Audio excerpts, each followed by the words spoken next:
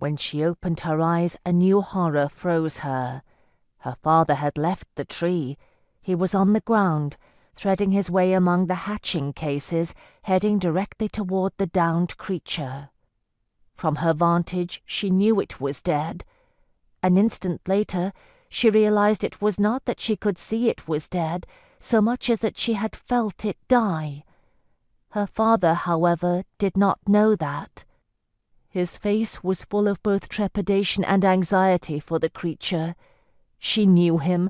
He would help it if he could. It was how he was.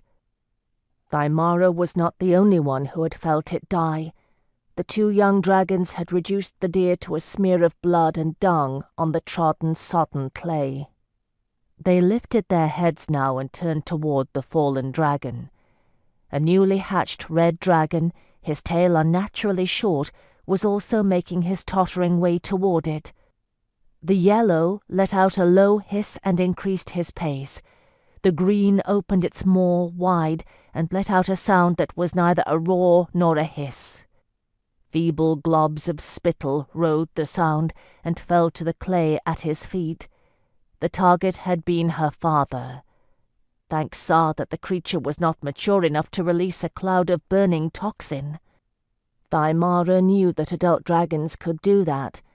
She had heard about Tintaglia using her dragon's breath against the Chalcidians during the battle for Bingtown. Dragon venom ate right through flesh and bone.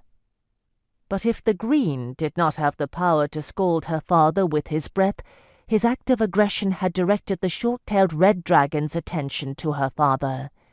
Without hesitation, both yellow and green dragons closed in on the dead hatchling and began snarling threats at each other over its fallen body. The red began his stalk.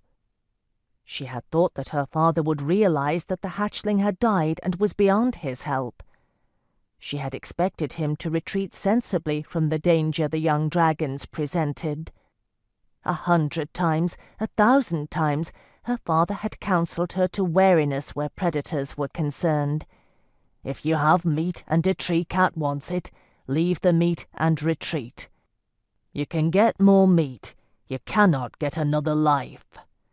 So surely when he saw the red dragon lurching toward him, its stubby tail stuck straight out behind him, he would retreat sensibly. But he wasn't watching the red.